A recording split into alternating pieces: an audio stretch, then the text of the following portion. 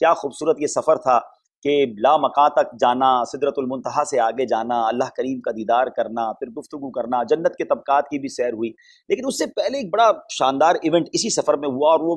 مسجد اقصیٰ میں نبی پاک علیہ الصلوۃ والسلام نے جو انبیاء کی امامت فرمائی، اس کے احوال بھی کچھ بیان کر دیں، اور اس کا بھی ریزن کیا ہے علماء نے بیان فرمایا، بتائیے۔ مسجد اقصیٰ میں نبی پاک صلی اللہ علیہ وآلہ وسلم جب پہنچے تو انبیاء علیہ الصلوۃ والسلام پہلے سے وہاں پر موجود تھے، اور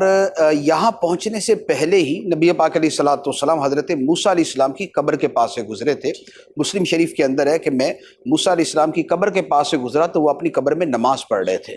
لیکن جب نبی پاک علیہ السلام مسجد اقصیٰ میں پہنچے تو موسیٰ علیہ السلام پہلے وہاں پر موجود تھے، تو وہاں بھی تھے، وہاں بھی تھے، وہاں بھی تھے، چھٹے آسمان پر بھی تھے۔ اچھا، اب سرکار علیہ الصلوۃ والسلام جب وہاں پر پہنچے تو جبرائیل امین علیہ الصلوۃ والسلام ساتھ تھے،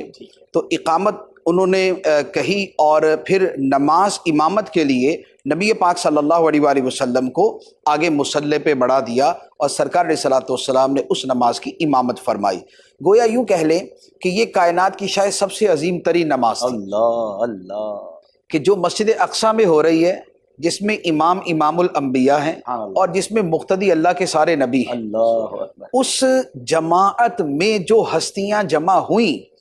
ایسی ہستیوں کا اجتماع، اور ایسا اجتماع اور بصورت نماز اجتماع جو ہے وہ کائنات میں نہ پہلے کبھی ہوا اور نہ اس کے بعد کہیں کسی روایت کے اندر ملتا ہے۔ تو نبی پاک صلی اللہ علیہ وآلہ وسلم نے وہاں پر امامت فرمائی۔ اچھا، امامت کا معاملہ یہ ہے کہ امامت جو شریعت کے نزدیک ہے اور جو اللہ کے نزدیک ہے، اس کا مقام و مرتبہ ایک بڑے مختلف انداز میں ہے۔ جیسے ہمارے ہاں تو کوئی بھی مسجد کا امام ہوتا ہے، نماز پڑھا لیتا ہے، ہم دیکھتے ہیں بھی امام نماز ہو جائے گی اس کے پیچھے تو اس کو نماز پڑھا دیتے ہیں، لیکن نبی پاک علیہ الصلوۃ والسلام کی بارگاہ میں اور اللہ کے ہاں جو امامت کا معاملہ ہے وہ بڑا عظیم ہے۔ آپ اس کو یوں سمجھ لیں کہ جب سیدنا صدیق اکبر رضی اللہ تعالی عنہ کو خلیفہ چنا گیا سرکار علیہ الصلوۃ والسلام کے وصال مبارک کے بعد، تو صحابہ کرام نے آپ کی خلافت کے اوپر کیا دلیل بیان کی تھی؟ دلیل یہ بیان کی تھی کہ آقا کریم علیہ الصلوۃ والسلام اپنی ظاہری حیات میں جب کہیں تشریف لے جاتے تو امامت کے لیے ابو بکر صدیق رضی اللہ تعالیٰ عنہ کو کھڑا کرتے تھے، اور اسی طرح جو آخری ایام میں نبی پاک علیہ السلام نے امامت کے لیے مقرر فرمایا تھا وہ صدیق اکبر رضی اللہ تعالیٰ عنہ کو فرمایا تھا۔ تو جنہیں نبی پاک علیہ السلام نے دین کے معاملے میں ہمارا امام بنایا ہے، دنیا کے معاملے کے اندر بھی ہم انہیں اپنا امام بناتے ہیں۔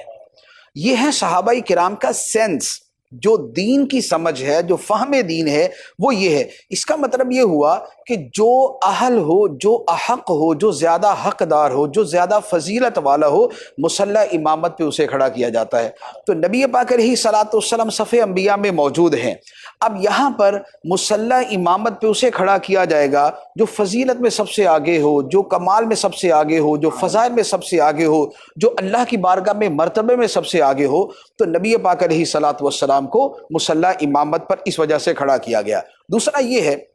کہ امام وہ ہے کہ جس کی پیروی کی جاتی ہے۔ امام اسی لیے بنایا جاتا ہے، انما جعل الامام لیؤتم بہ، امام کو اس لیے امام بنایا جاتا ہے کہ اب اس کی پیروی کی جائے۔ تو نبی پاک علیہ الصلوۃ والسلام کو امام بنا کے یہ بتا دیا گیا کہ سارے نبیوں کو بھی پیروی کرنی ہوگی تو نبی پاک علیہ الصلوۃ والسلام کی کرنی ہوگی۔ اور یہ وہ بات تھی جو قرآن مجید کی اس آیت میں تھی کہ جب اللہ نے نبیوں سے وعدہ لیا کہ یہ رسول اگر تمہارے درمیان تشریف لے آئیں تو تم نے ان پر ایمان لانا ہے اور ان کی مدد کرنی ہے۔ اور دوسری طرف نبی پاک علیہ الصلوۃ والسلام نے فرمایا، لو کان موسیٰ حیا ما وسعہ الا اتباعی، اگر موسیٰ بھی میرے سامنے زندہ سلامت موجود ہوتے، اگر میرے سامنے موجود ہوتے تو میری اتباع کے بغیر ان کا بھی گزارا نہ ہوتا۔ تو موسیٰ علیہ الصلوۃ والسلام ہوتے تو بھی نبی پاک علیہ السلام کی اتباع کرتے۔ عیسیٰ علیہ الصلوۃ والسلام قرب قیامت میں آئیں گے،